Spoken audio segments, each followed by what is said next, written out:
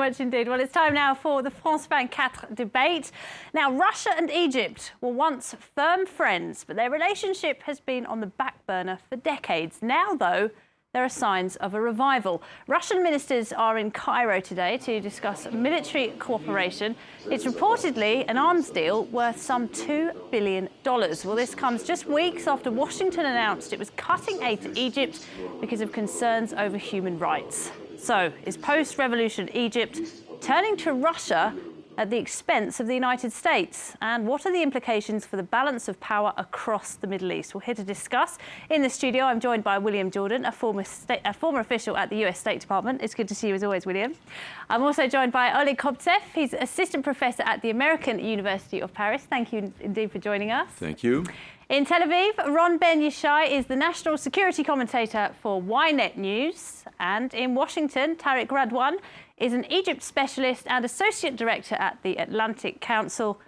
Thanks to you as well for being with us. Well, remember, you too can get involved in this debate. You can send us your questions via Twitter on hashtag F24Debates. Before we kick off tonight's discussions, let's get an update on the day's events with Claire Williams. Inside Egypt's presidential palace, Russia's foreign and defence ministers made a rare visit to their Egyptian counterparts. Cairo wants to boost ties with Moscow, but Egypt's foreign minister denied trying to substitute the United States as the country's key ally. The relationship with Russia is not replacing any other relationship. Russia is much more important than being a replacement for another nation. We are looking forward to cooperation which will be beneficial for both Egypt and Russia. According to some Egyptian media, the ministers discussed arms deals worth over €1 billion. Egypt and the Soviet Union were strong allies until the 1970s, when Cairo moved closer to the US after Washington helped broker a peace deal with Israel. The US has since been Egypt's top financial backer, but relations have faltered since the army ousted Egypt's first democratically elected president in July. Last month, the US froze a chunk of its annual military aid budget to Egypt. It's about time we got used to the fact that in the world today we should leave the past behind and live in the present, which each nation needs to assess for itself. Nations need to decide who to ally themselves with. Russia's foreign minister also said he supports the transition from military rule to democracy in Egypt. All right, Tarek RADWAN in Washington, I'll start with you if I may. Is Egypt, as the foreign minister says, just seeking to diversify its support and its alliances, or is it really looking to shift its loyalty to Russia at the expense of Washington?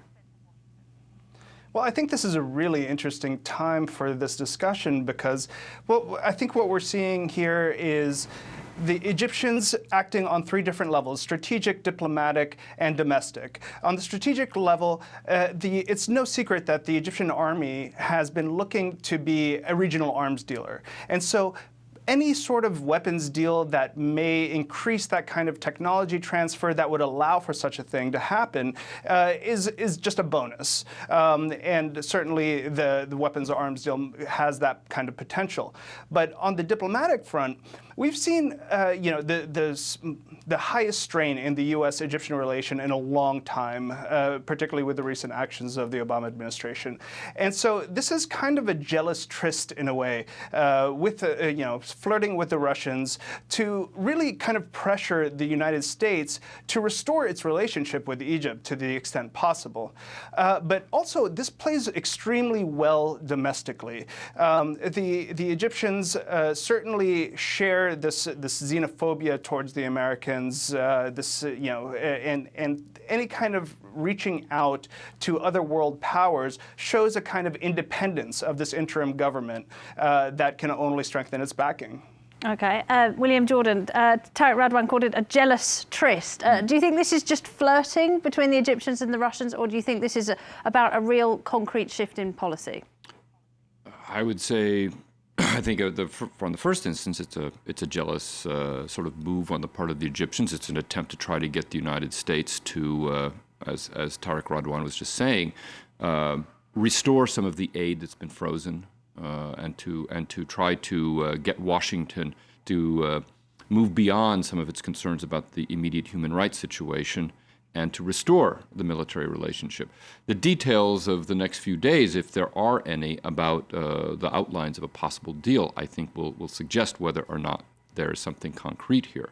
I mean, if the Egyptians are prepared to put up serious money to buy Russian weaponry, and depending on the weaponry, that will be a real signal to Washington that maybe there is a bit of a shift here.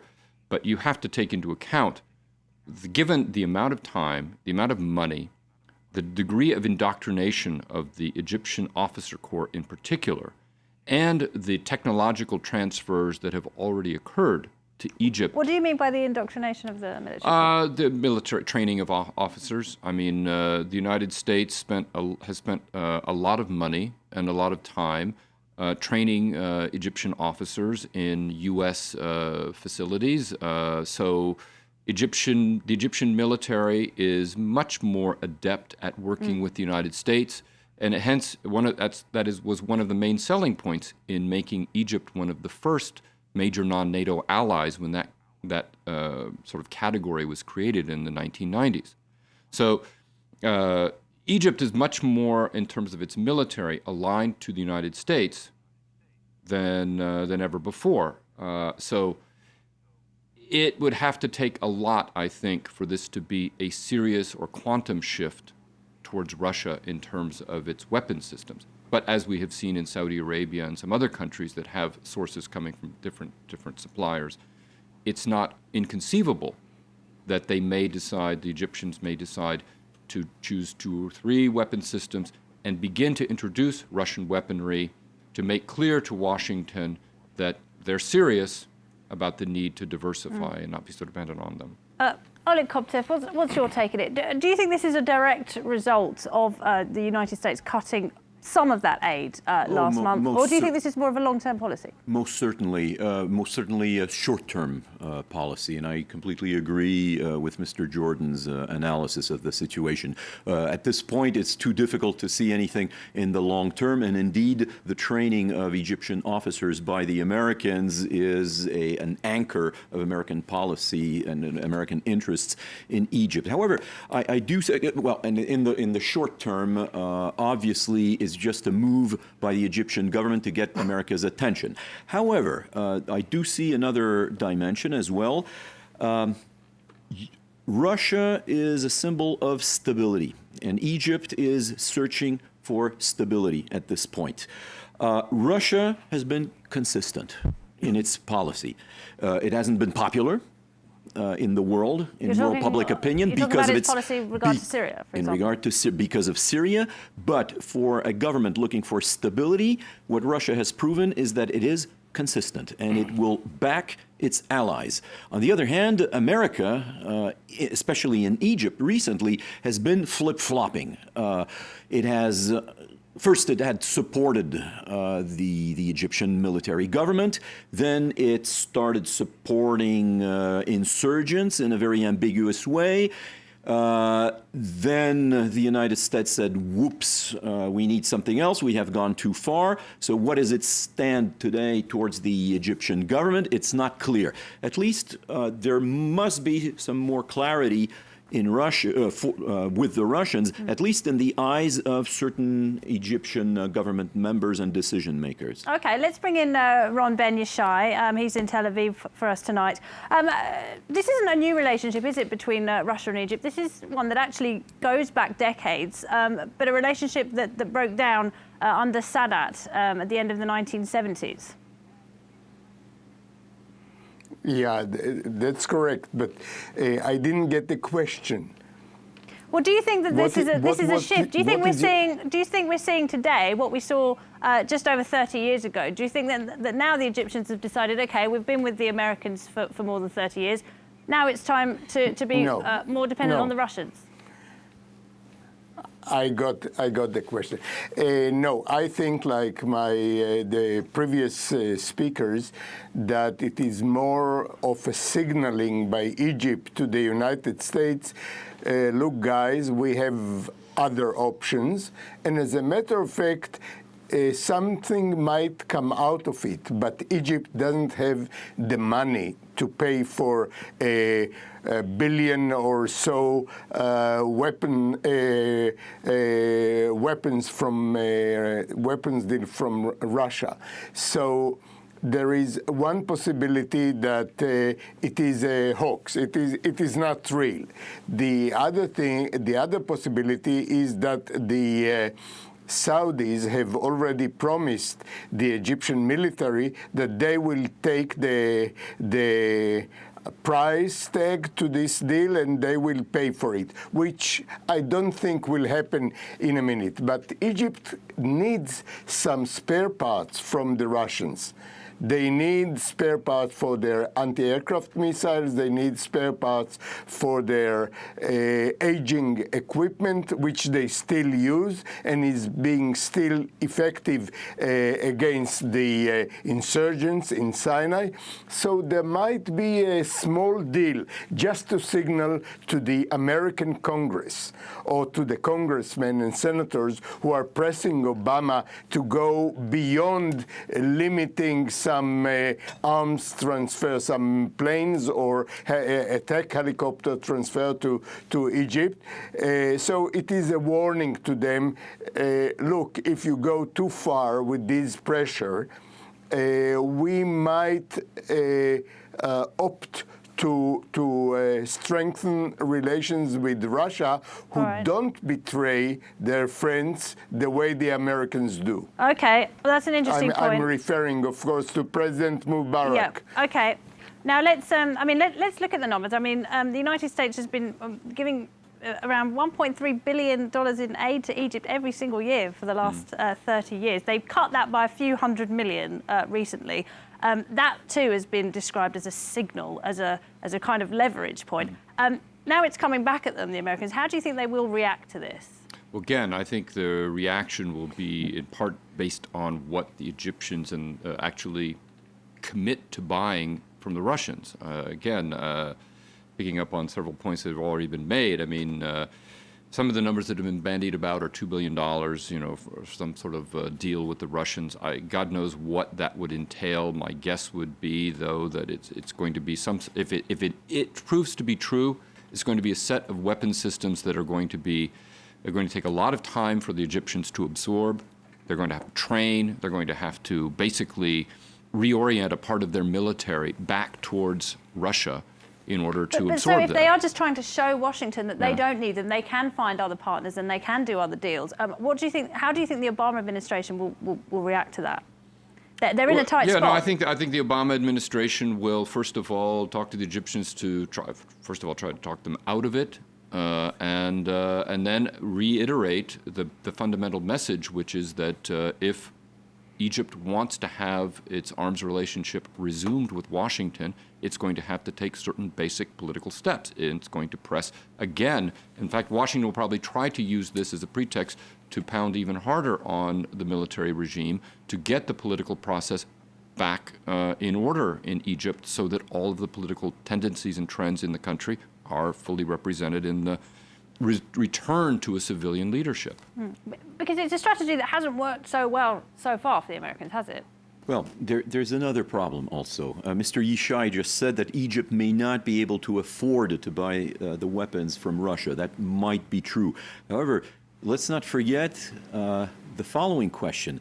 Can the United States at this point afford to continue to aid Egypt? And the Egyptians are realizing that the American budget is in dire straits at this point.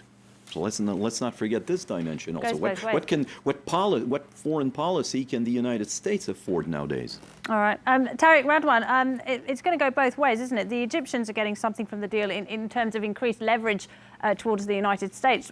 What about the Russians? What are they getting from this deal? Well, if I may just comment on the actual arms deal, I'd like to agree with the previous speakers in the fact that yes, the Egyptian economy is in such dire straits right now.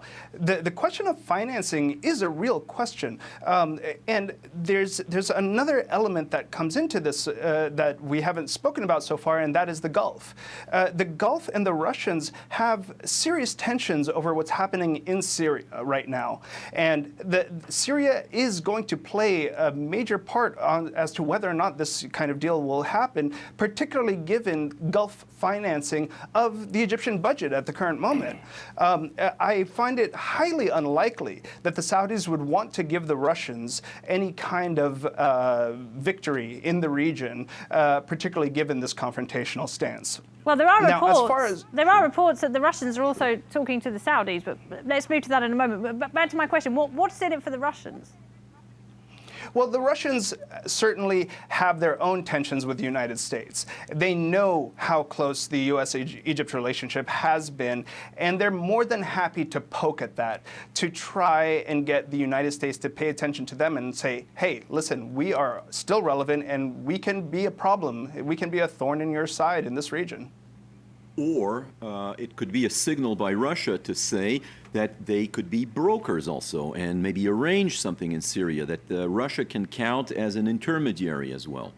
And Russia has practical reasons for wanting to do this as well. I'm thinking about their only naval base in the Mediterranean at Tartus in Syria. That obviously is now in trouble. There are reports that they're thinking of opening one in Egypt. I mean, that would be very worrying for the United States, would it not? Although it would be hard for me to imagine that Egypt is going to want to take the political step of giving the Russians access to naval facilities again. They went through that before the change in the relationship with the former Soviet Union back in the 70s and the 80s. I mean, there's another element here which I don't think anybody should lose sight of, and that is Russia is a major supplier of weapons throughout the world. And this is potentially another deal. I mean, I think that we cannot exclude the business aspect of this too. I mean, it's potentially billions of dollars or hundreds of millions of dollars in hard currency earnings for Russia, which is no small deal. I mean, there are a number of places around the world where the Russians have gone in trying to sell weapons, in addition to gaining some sort of political influence. So, a former market like Egypt, why not? And, if at the same time they derive a political benefit vis-a-vis Washington, all the better. Ron Ben YISHAI, did you want to come in quickly? May I say something? Yes, please. Yes. I think that the Russians' main aim here, main goal in this move, is to follow the strategy of creating a bipolar world in which not only the United States is a world leader, but there are two world leaders, that is Russia on one side and the United States on one side. They've seen that their support of Bashar Assad in Syria is working for them. And then there was the deal over the chemical weapons of Syria that gave them a big push forward in this respect, that they can become a world leader. And now they are exploiting their success and trying to push it farther more. Ron, I'm going to have to ask you to hold that point. We're going to have to take a short break. We will be back with the second part of the France 24 debate right after this. Stay with us.